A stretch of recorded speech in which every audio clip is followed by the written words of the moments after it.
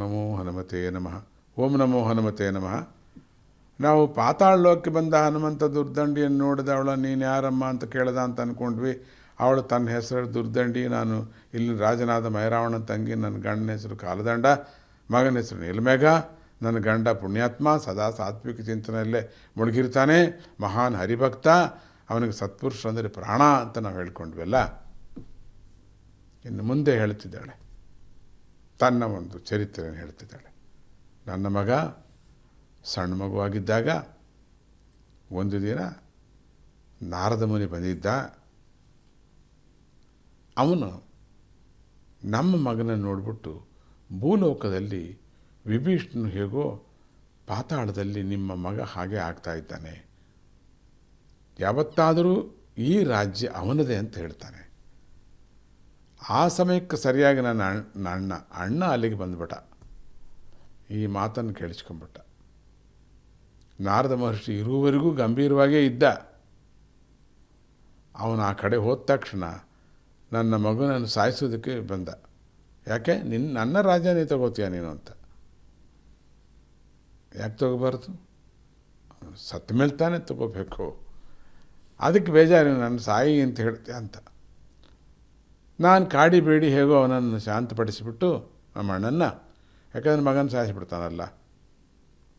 ಆದರೆ ಅವನು ನಮ್ಮ ಮೂವರ ಕಾಲು ಕೂಡ ಸಂಕೋಲಿ ಹಾಕಿ ಸೆರೆಮನೆಯಲ್ಲಿ ಇಟ್ಟ. ಏನಾದ್ರು ದಂಗೆ ಹೇಳ್ತಾರೇನೋ ಇವರು, ನಿಜವೇನೋ ಇವನು ರಾಜ ಆಗ್ತಾನೇನೋ, ಅದಕ್ಕೆ ಇವನಿಗೆ ಯಾವುದೋ ಒಂದು ಕಡೆಯಿಂದ ಬಲ ಸಿಕ್ಕುತ್ತೇನೋ ಅಂದ್ಕೊಂಡು ಬಂಧನದಲ್ಲಿ ಇಟ್ಬಿಡ್ತಾರೆ. 3 ಜನನ್ನು ಕೂಡ ನಮ್ಮನ್ನು ಇಡ್ತಾನೆ ಕ್ರೂರಿ ನಮ್ಮಣ್ಣ.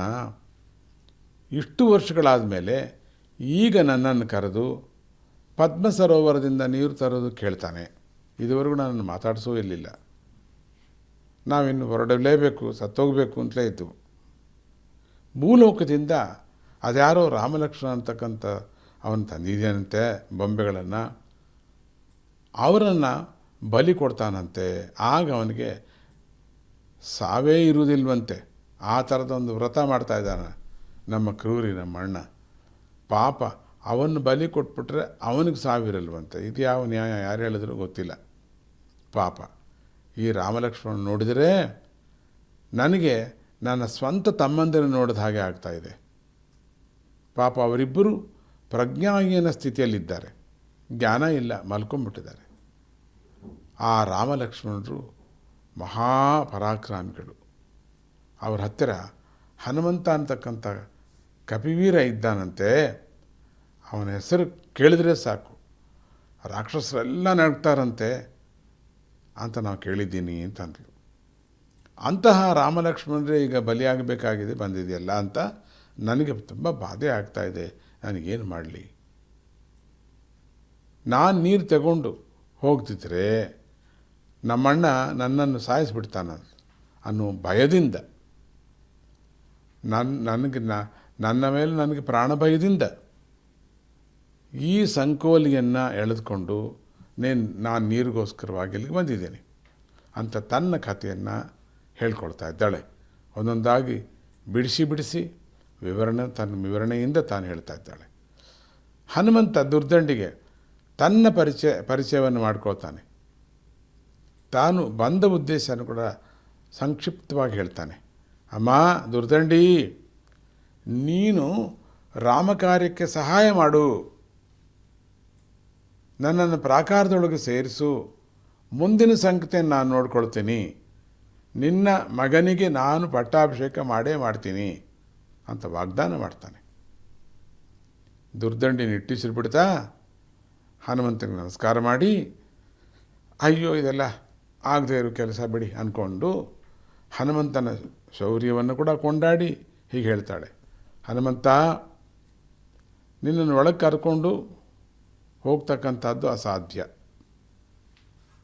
ಮೈರಾವಣ ಶಿವನಿಂದ ಅನೇಕ ವರಗಳನ್ನು ಪಡೆದಿದ್ದಾನೆ. ಮೊದಲ ದ್ವಾರದಲ್ಲಿ ಕಣ್ಣಿಗೆ ಕಾಣಿಸದೇ ಇರುವಂತಹ ಒಂದು ತಕ್ಕಡಿ ಇದೆ. ಶತ್ರುಗಳು ಯಾರಾದರೂ ಪ್ರವೇಶ ಮಾಡಿದರೆ ಆ ತಕ್ಕಡಿ ಒಂದು ಕಡೆ ವಾಲುತ್ತೆ. ಆಗ ಗಂಟೆ ಹೊಡ್ಕೊಳ್ಳುತ್ತೆ. ತಕ್ಷಣ 4 ಕಡೆಗಳಿಂದ ಸೈನಿಕರು ಬಂದು ಆ ಶತ್ರುವನ್ನು ನಾಶ ಮಾಡ್ತಾ ಇರ್ತಾರೆ. ಆದ್ದರಿಂದ ಹನುಮಂತ, ದಯವಿಟ್ಟು ನೀನೊಬ್ಬನಾದರೂ ನಿನ್ನ ಪ್ರಾಣವನ್ನು ಕಾಪಾಡ್ಕೋಬೇಕು ನೀನು. ಅವಳ ಮಾತನ್ನು ಕೇಳಿಬಿಟ್ಟು ಹನುಮಂತನಾಗುತ್ತಾ,